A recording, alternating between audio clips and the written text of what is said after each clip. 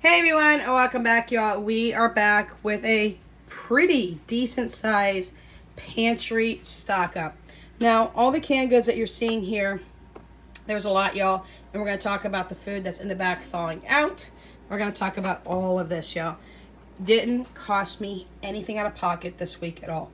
These all came up from my Prepper Pantry.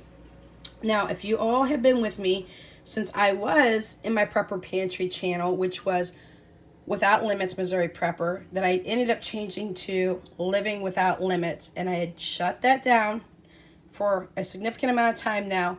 I've had a lot of people, y'all, come and ask me, we miss your preps. We really would like to see you prep again. And I'm a little hesitant to reopen that channel. I was going to flip that channel into something else for my daughter. We haven't had the time to do so, and that channel has just laid dormant for a while. Now it's called Living Without Limits, and there is no visual video on there for anybody to see. So, with that being said, I am going to put this video up. Let's see what happens. Now, does that mean that I'm going to go back to prepping? I don't know, y'all. I shut the channel down for quite a while for my own personal reasons, not any kind of threatening reasons. The reason people liked the way that I prep was because I wasn't fear-based. I wasn't clickbait, and I can't stand either one of those.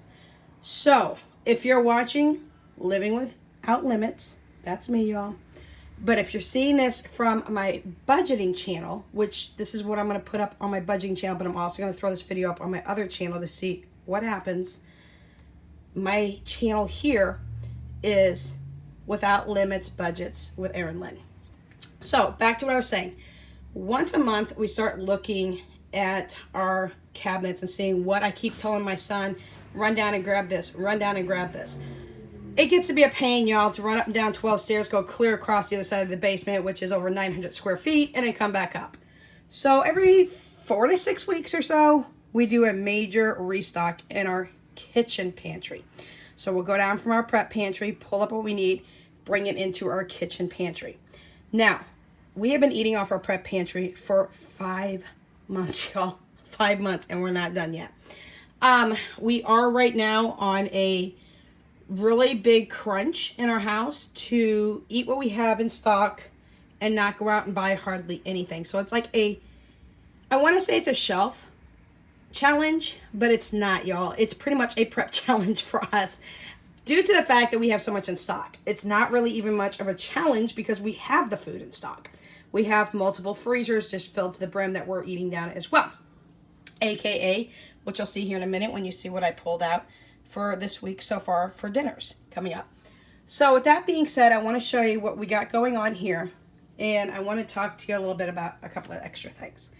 So another thing that I needed to stock up on, and I do have dressings and all that I will be showing in another video. Now, y'all, I must be obsessed with seasonings. I don't know, maybe. But these are a big, huge bin full of different seasonings. I get my seasonings from either Walmart, Aldi, or Sam's Club, depending on which seasoning I need and what sizes I need. So I have a ton of seasonings in stock, y'all. They're piled in here. They're piled up high. There's huge seasonings. There's small seasonings. I have mason jars full of seasonings as well. Y'all, I'm just like the seasoned queen, I guess. I don't know. So we're going to back stock and restock seasonings as well. If the containers on my other side of my kitchen, which are actually almost 7 foot tall shelves, I believe, just like my prep pantry is downstairs. I put 2 shelves up here as well. Then if they're empty, I will just try to fill the new one up with and top it off with what was left in the smaller bottle, or the other bottle. It's about the same size. So I can just kind of marry them together. If it's full, I won't have to pull from these bins and they'll go downstairs. But, for example, I know that Thanksgiving and Christmas holidays are around the corner. A lot of people like to do pumpkin pie, things of that sort, y'all. We do pumpkin pie year round, but we don't wait till Thanksgiving or Christmas. We don't do a traditional holiday meal. We're doing pasta for both meals this year, for Christmas and for Thanksgiving ahead of time. But we eat pumpkin pie year round. I don't want to wait until Thanksgiving or Christmas to do pumpkin pie. Pumpkin pie spice. This is a huge container from Sam's Club. less than $6, $5.95. Okay, that was what the price was last year. Do not buy those itty bitty, tiny little, they so tiny, pumpkin spice spice at Walmart for $4.50. That's ridiculous. That is raking you through the coals. Now, I'd be curious to see what this is going to come in. Usually comes in November, and I buy multiple of these. So I probably have 4 or 5 in one of these containers of pumpkin spice, just that alone. So make sure you're stocking up on seasonal spices, and you can have pumpkin pie all year round if you want. In fact, we're going to make pumpkin pie tonight. I've got pumpkin pie can mix. I've got my pumpkin pie seasoning if needed. I have pie crust always in stock. Don't buy your pies. Make them so much cheaper. So these are 2, and he's not going to want to lay back in there, so I'm just going to let that be, of our backup seasonings that we use. Also, other backup seasonings that we use. This is a whole bin. So we're going to go through this bin. We're going to reorganize it. I'm going to put like items in Ziploc bags. That way I can just go and grab the bag and put it back over on my other shelf, which is loaded as well with seasonings and spices. So this is other ways that we do our seasonings and things, and slow cooker sauces and all of that. So we have a abundance of spices going all the way down, y'all, all the way down. So these are a couple extra things that we're going to restock in our kitchen pantry. Over here, we've got a mixture of everything from green beans to corn. We did not need to restock on carrots. We need to restock on peas. So I have 12 cans of green beans I brought up with my son, 12 cans of peas, 12 cans of corn. We do have some diced tomatoes up in here. We have plenty of tomato sauce that my son saw. We are just restocking a bunch of canned kidney beans. We got 12 kidney beans, 12 black beans. Didn't even bring up pinto beans yet, y'all. We're still working on it. We still have all of our dry goods, y'all, in the back here. These are double layer all the way down my cabinet, all the way down all our different products of dry goods. And my son and I are going to be making labels for all of these. We've got beans, we've got baking goods.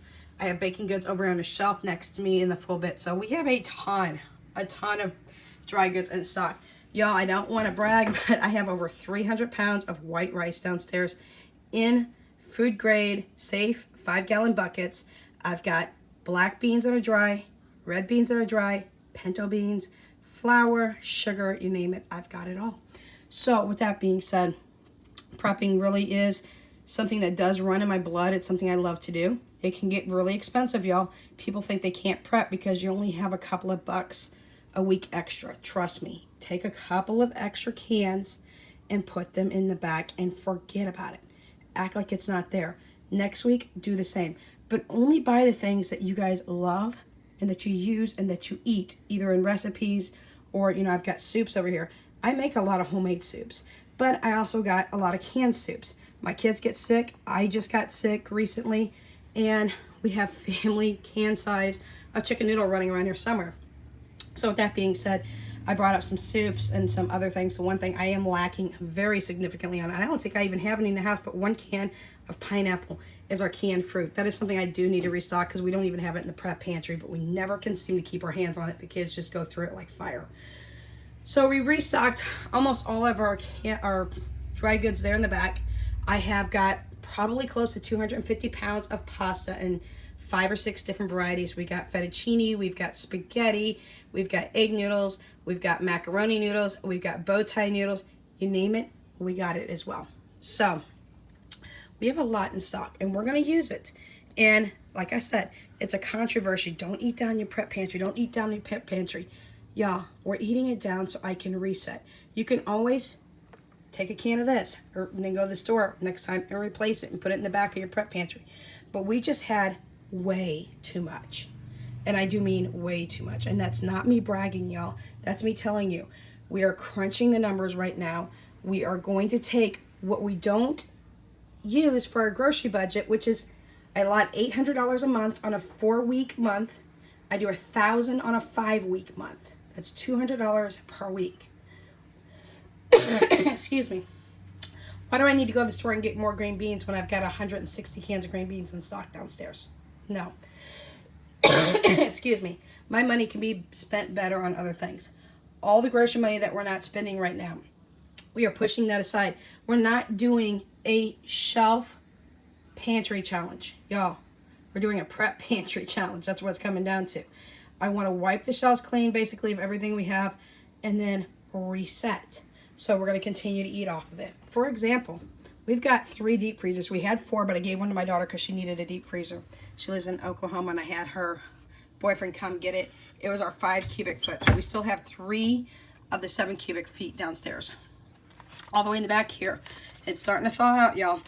This is a huge package of stew meat that I had gotten at Sam's Club, broke it down. I do put it in the freezer paper that you get at Walmart. Y'all, I love the Food Savers, but those bags, I don't care how many times you want to say they're cheap. They're not cheap, okay? I've been on Walmart. I've been on Amazon. I have seen them. I have a Food Saver system. But if you ever notice that when you go and you get a cow butchered or a pig butchered or a deer butchered, they use the butcher paper. Go to Walmart and get you a big old roll of the butcher paper for $7. Go buy the tape if you want to. Hell, use duct tape. I've used that too. Not gonna lie, I have, and I had. And do it that way. Your meat's not gonna be bad, I promise you. If you use Ziploc bags, don't use them for longer than a month. Your stuff will go bad. I have thrown out, I'm talking tens of pounds of meat because it had 0 taste. Because I use the Ziploc freezer bag. They're not made for long term. The freezer paper, over by where you get the tin foil, the saran wrap, all of that in the Walmart aisle, they are made for long term. So cut costs and get freezer paper. So there's some stew meat back here. There's about 3.5 pounds of stew meat. Nobody in the house, with the exception of me, likes beef stew. But Danya loves steak. So I use this as steak tidbits for her with a baked potato and some vegetable. Philip and Jesse don't like that. I could also do steak fajitas for her as well. Got a package of the ground beef here. This will be for some sloppy joes. It's only 1 pound. So this will make a really good 4, maybe 5. If you push it, maybe 6 sloppy joes, depending on how much meat you want to put on it. This is from Sam's Club. This is vacuum packed. It comes in a 3-pack. Absolutely love it. It already comes in vacuum sealing type material. Over here, I pulled a pack of chicken breasts out of our freezer. We have to work our freezers down as well. Chicken breast is going to go for multiple meals. And 1 chicken breast feeds about 2 of us in the house. So for a family of 4, which is what we are currently, you only need 2 chicken breasts. It's a huge breast. They're all huge. I bought this before the chicken started going wildly nuts on pricing. So those things are thawing out for dinners this week. And we have all this stuff to put away. We got the spices to do. We've got some pineapple juice for one of the recipes we're going to do. And let's talk a little bit about this because a lot of people don't know. I don't have a Costco's membership, y'all. However, I do use Instacart a lot because I'm blind, y'all. Oh, yeah, I'm blind. I can't see. So I don't drive.